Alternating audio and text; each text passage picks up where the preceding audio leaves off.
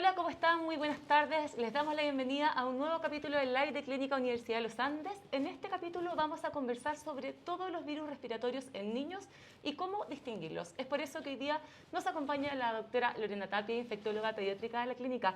Muy buenos días, doctora, ¿cómo está? Muy buenas tardes, perdón. Buenas tardes, ¿cómo estás, Catalina? Muy bien, ¿y usted cómo está? Muy bien, muy bien. Qué bueno, muchas gracias por acompañarnos en este live hoy día. Y bueno, para comenzar, me gustaría comenzar hablando sobre la hepatitis aguda que ya comenzó hace algunos días, ¿cierto? Y que ha salido bastante en los medios de comunicación. La OMS ya ha detectado más de 200 casos a nivel mundial, un fallecido y 17 niños han necesitado trasplante de hígado. ¿Qué ocurre con este escenario? ¿Qué es lo que está pasando? Mira, la verdad es que tal como tú mencionas, existe una alerta a nivel mundial, una alerta debido al aumento de casos de hepatitis aguda, que tampoco es algo muy frecuente que nosotros veamos en niños. Se dio un aumento de casos principalmente en el Reino Unido y es así como se levanta esta alerta y empiezan a notificarse otros casos, y ya vamos en más de 200, ¿cierto? En Europa principalmente, pero también han aparecido algunos casos en Estados Unidos y al parecer también algunos en Asia. Por lo tanto, la OMS da esta alerta mundial, de manera que quienes vemos niños y atendemos pacientes estemos esperando y viendo y analizando si es que aparecen casos que cumplen con los criterios clínicos para diagnosticar estas hepatitis de origen desconocido hasta el minuto. Perfecto. Y con respecto a la edad, se dice que es aproximadamente hasta los 10 años. Sí, son principalmente casos pediátricos lo que tenemos como información hasta el momento, principalmente menores de 10 años, pero habrían también algunos casos en adolescentes, así es que no está muy claro hasta dónde estar alerta, pero al parecer niños, niñas y adolescentes son el grupo que debemos tener en consideración. Perfecto. ¿Y cómo se manifiesta la hepatitis? ¿Cuáles son los síntomas más típicos de esta infección? Las hepatitis son inflamaciones en el hígado, ¿ya? Que existen distintas causas, las más frecuentes son las infecciosas, por lo tanto algunos virus pudieran causarlas, eso es lo que vemos más normalmente, a pesar que, como te dije, no es una enfermedad muy frecuente en niños. Y en este caso en particular es una hepatitis que tiene síntomas digestivos primero, al parecer diarrea, dolor abdominal, decaimiento, y los niños durante esa evolución empiezan a presentar como una coloración amarilla en la piel, que es lo que finalmente puede llamar más la atención. Y eso refleja un poco lo que el hígado está inflamado y es lo que ha hecho consultar y lleva como a la alerta. Entonces son un poco esos los síntomas de los que hay que estar atentos. Dolor abdominal, un cuadro de ese tipo, con ictericia, que es lo que llamamos nosotros este color amarillo de piel y en la parte blanca de los ojitos. Perfecto. Y también con respecto a algún examen que detecte la hepatitis, ¿existe algún examen que sea determinante? A ver, una vez que tú tienes este cuadro de un niño en que sospechas una inflamación en el hígado, son distintos los exámenes que se van pidiendo. ¿Ya? Para el diagnóstico de esta inflamación del hígado, uno pide cómo está la función del hígado y en el tiempo también hay que ir evaluando cómo sigue funcionando el hígado en relación a esta inflamación, si es que está muy inflamado, poco inflamado y si el hígado está funcionando bien. Entonces no es solamente un examen, sino varios exámenes lo que se van a ir haciendo en estos casos.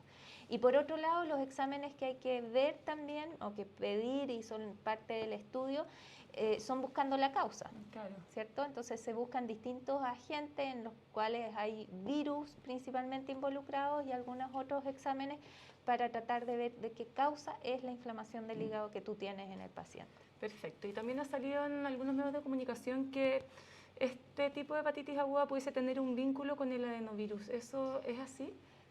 Sí, lo que se ha hasta el minuto reportado es ¿Ya? que de los pacientes, sobre todo los pacientes descritos en el Reino Unido, un porcentaje importante de ellos tenían pruebas positivas para un tipo de adenovirus, el adenovirus 41, que es un virus que ha circulado y que tiene cuadros gastrointestinales, pero que no estaba muy asociado a hepatitis. Eso es lo que llama la atención.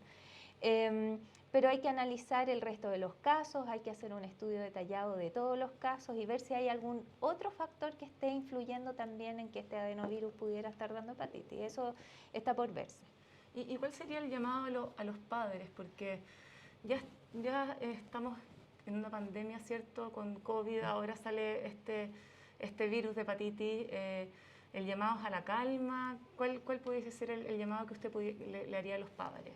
A ver, las alertas y las alertas de este tipo son alertas que nos tienen que hacer mantener alerta pero en calma, Ya. ¿cierto? No preocuparnos de sobremanera, sino estar atentos más que nada a los posibles síntomas y en el caso de sospecharlo, avisar a nuestros centros de salud, ¿cierto? Ir a consultar a nuestros pediatras, los servicios de urgencia. Y en el caso de que ocurran casos sospechosos, existen ya las indicaciones a nivel central desde el MinSal para poder ir notificando estos casos sospechosos y tener una idea de lo que está pasando también en nuestro país o en nuestra región. De todas maneras, o sea, el llamado es a estar atentos también. Atentos, sí. Doctora, y ahora hablando sobre los virus respiratorios en niños, ¿cuáles son los más comunes, los que se detectan con mayor frecuencia? De los virus respiratorios, de los más frecuentes, bueno, depende un poco de la edad, ¿cierto? Ya. Pero de los más frecuentes y lo que más nosotros vemos son el rinovirus, que es el causante del resfrío común, el virus respiratorio sincicial, que es el que causa infecciones y puede causar infecciones graves principalmente en guaguitas más chiquititas, en lactantes menores de 1 año, menores de 6, 3 meses principalmente. Y el virus influenza, que es el virus que también nos aparece todos los inviernos. Claro. Yo diría que esos son los más frecuentes. Existe un listado enorme de otros virus respiratorios, metaneumovirus, parainfluenza, adenovirus respiratorio, bocavirus, bueno, muchos. Claro. Pero la verdad es que yo diría que esos 3 son los más frecuentes. ¿Y por qué se dan con mayor frecuencia durante el invierno, durante las épocas más frías del año? Esa es una muy buena pregunta que todavía no está del todo contestada. Lo más factible o lo que más se cree es que las condiciones ambientales en el invierno hacen y facilitan la transmisión de estos virus, que tienen además características estructurales en su estructura viral compartida. Entonces, al parecer, esto de estar en el invierno en situaciones en que estamos más hacinados, con Claro. menos ventilación, con menos luz, favorecen que la transmisión entre una persona enferma y otra persona que es susceptible de ser infectada. Claro. Entonces, esto del transporte público, de estar en espacios cerrados con alguien que está con síntomas respiratorios, son factores que favorecen la transmisión y que aparecen más en invierno. Sí, se da mucho más en esa época. Sí. Doctora, y hablemos un poquito también sobre el virus respiratorio sincicial. Cuéntenos, por favor, en qué consiste este virus. Usted ya mencionó que se da especialmente en guaguas, en recién nacidos, hasta el año es como el periodo más frecuente. ¿Cuáles son los síntomas con los que se manifiesta? Mira, la verdad es que el virus respiratorio sincicial circula prácticamente todos los inviernos en nuestro país y en el mundo, en todos los países. ¿Ya? Es un virus bastante frecuente, pero tiene la particularidad de que infecta a básicamente todos los niños durante sus primeros 2 años de vida. O sea, un niño a los 2 años de vida ya tiene casi un 100% posibilidades de haber estado en contacto con ese virus respiratorio sincicial. Así de frecuente es y así circula, ¿ya? El problema es que en los lactantes, en los pacientes más chiquititos y sobre todo algunos en especial, los prematuros, pacientes con cardiopatías y pacientes con patología pulmonar, el virus respiratorio sincicial puede dar infecciones respiratorias ya bajas, no solamente quedarse en la parte alta, sino causar neumonias y problemas bronquiolitis, llamamos nosotros, inflamaciones bronquiales y de bronquiolos más bajos que pueden terminar en hospitalización y en infecciones más graves. Claro. Ese es el gran problema. Sí, de hecho, hoy me quería detener un segundo porque es muy frecuente, como usted comenta, este virus y también deriva mucho en hospitalizaciones, o sea, es como un virus que ataca con mucha fuerza. Sobre todo en esos pacientes, sobre todo en los lactantes y en las guaguitas más chiquititas. Es un virus, como te mencioné, que infecta a muchos pacientes, a prácticamente todos nuestros menores de 2 años, ¿cierto? Sí. Año a año. Y en aproximadamente un 2% de ellos, 2 a 3% de ellos va a causar hospitalización. Del total, más o menos, como la mitad van a presentar infección que afecta a sus pulmones. Es decir, estoy hablando de los más chiquititos. Claro. Algunos solo se quedan con los síntomas respiratorios altos, aproximadamente una mitad va a presentar ya más tos como síntomas más bajos, y de ellos aproximadamente un 2 a 3% termina siendo hospitalizado. Pero si tú hablas de un 2% de la Claro. totalidad de nuestros niños que nacen, ¿cierto? Cada año es un número importante. Sí. Y todos los años, de hecho, el virus respiratorio sincicial es un poco el que marca nuestra campaña de invierno y la Claro. hospitalización de nuestros niños. Así Sí. que es un virus como que nos lleva a nuestros problemas en invierno, todos los inviernos. Sí, es un virus más difícil, Sí. sí. Y con respecto también ahora a la influenza, me gustaría como pasarnos a ese tema. ¿Cómo se manifiesta la influenza? ¿Cuáles pueden ser también los síntomas más frecuentes de esta infección, que también es súper frecuente? También es frecuente. La influenza también es frecuente en niños, aparece de manera estacional también, principalmente en los meses de invierno, a pesar que algunos años lo tenemos más cerca del otoño, algunos años más cerca de la primavera, va variando. El virus influenza da el famoso estado gripal, la gripe, ¿ya? Que nos afecta también a los adultos. Sí. A diferencia del sincicial, que generalmente en los adultos da resfríos leves, influenza nos puede dar a los adultos también un cuadro como gripal intenso, con Sí. harto dolor muscular, fiebre y síntomas respiratorios. Y en niños también produce algo parecido, como una gripe y en algunos pacientes menores también, en chiquititos menores de 1 año, en menores de 5 años también puede ser causante de neumonía, y es por eso que también existe vacunación para tratar de evitar que terminemos con infecciones graves por influenza. Perfecto. ¿Y pudiese derivar en neumonía y en otro tipo de enfermedad si es que no se cuida de una buena manera? Más que cuidarse, lamentablemente para los virus respiratorios es bien difícil predecir quién va a terminar con una neumonía o quién no, ¿ya?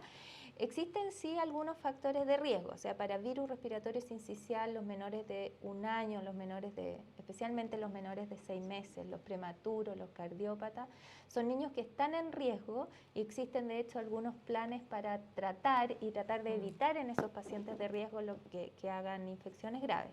Para influenza también está más o menos claro que los niños, los adultos mayores, las embarazadas, ¿cierto? Son pacientes de riesgo, los inmunocomprometidos, por lo tanto la vacunación también se enfoca en ellos, en esos pacientes que nosotros tenemos más riesgo de tener infección grave. Pero también existen personas que pueden ser normales, sin factores de riesgo, que pueden terminar teniendo infecciones graves por uno u otro virus. Claro. ¿Y se pudiese prevenir alguno de estos virus o...? Bueno, la prevención, como te digo, para influenza es la vacuna. Claro. Afortunadamente tenemos una vacuna para virus influenza que se pone todos los años en esta época, así que es súper importante invitarlos a la vacunación. De todas maneras. Así que ese es uno de los mecanismos para prevenir.